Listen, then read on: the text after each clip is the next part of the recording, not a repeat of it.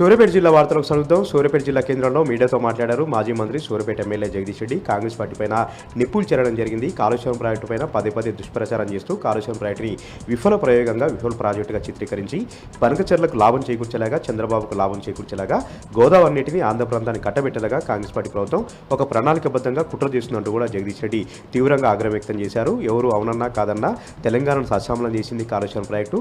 సూర్యాపేట జిల్లాకు నీళ్ళిచ్చింది కాళేశ్వరం ప్రాజెక్టు. 50 లక్షల ఎకరాల ఆయకట్టు పచ్చగా స్థిరీకరణ అయింది కాళేశ్వరం ప్రాజెక్టు ద్వారా అంటూ కూడా ఆయన మరోసారి కూడా ఉద్ఘాటించారు. కాళేశ్వరం ప్రాజెక్టు తెలంగాణకు జీవధార, తెలంగాణ కల్పవృక్షంగా నిలిచింది.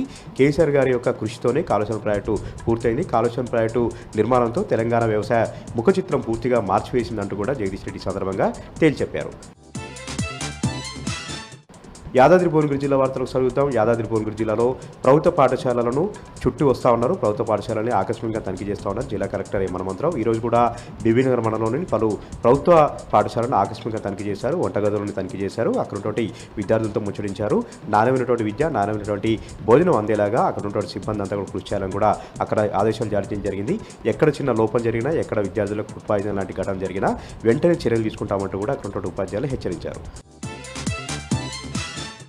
నల్గొండ జిల్లా వార్తలకు చదువుదాం. నల్గొండ జిల్లా కేంద్రంలో తెలంగాణ సిద్ధాంతకర్త ఆచార్య ప్రొఫెసర్ జయశంకర్ సార్ జయంతి వేడుకలు కన్నుల పండుగ జరిగాయి. నల్గొండ జిల్లా కేంద్రంలోని ఆయన విగ్రహానికి పూలమాలలు వేసి ఘనంగా నివాళులర్పించారు బీఆర్ఎస్ పార్టీ కార్యకర్తలు, తెలంగాణ ఉద్యమకారులందరూ కూడా. తెలంగాణ భావజాలాన్ని గ్రామాన వ్యాప్తింపజేసి యువకులను చైతన్యపరిచి, ఉత్తేజపరిచి తెలంగాణ రాష్ట్ర సాధన ధ్యేయంగా తెలంగాణ రాష్ట్రమే ఊపిరిగా బతికినటువంటి గొప్ప మహనీయులు జయశంకర్ సార్ అంటూ కూడా ప్రతి ఒక్కరు కొనియారారు. జయశంకర్ సార్ బాటలోనే కేసీఆర్ గారు 10 ఏళ్ల పాటు కూడా తెలంగాణను నెంబర్ రాష్ట్రంగా తీర్చిదిద్దారు. తెలంగాణని అన్ని రంగాల్లో ముందుండేలాగా అభివృద్ధి చేశారంటూ కూడా మరోసారి గుర్తు చేసుకున్నారు. నల్గొండ జిల్లా సంబంధించినటువంటి మరొక వార్త. నల్గొండ జిల్లా కేంద్రంలో పెన్షనర్ల సంఘం ఆధ్వర్యంలో నిరసన కార్యక్రమాలు చేపట్టారు.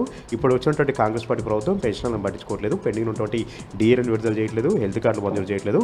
పెన్షనర్లకు ఎలాంటి బెనిఫిట్స్ రాకుండా అన్ని రకాలుగా పెండింగ్లో పెట్టి ఇబ్బందులు పెడుతుందంటూ కూడా వాళ్ళు నిరసన కార్యక్రమాన్ని దిగారు. ఇక్కడ నుంచి పెద్ద ఎత్తున కూడా హైదరాబాద్ ఇందిరా పార్క్ ధర్నా కూడా వాళ్ళు తరలి వెళ్ళడం జరిగింది. ఇప్పటికైనా సరే కాంగ్రెస్ పార్టీ ప్రభుత్వం పన్నుటాకున్నటువంటి పెన్షనర్ల బాధలు పట్టించుకోవాలి, వాళ్ళ సమస్యలు తీర్చాలి. ప్రధానంగా హెల్త్ కార్డులను మంజూరు చేయడంతో పాటు పెండింగ్ ఉన్నటువంటి డిఏలు అన్నింటి కూడా విడుదల చేయాలని కూడా పెన్షనర్ల సంఘం సభ్యులు డిమాండ్ చేశారు.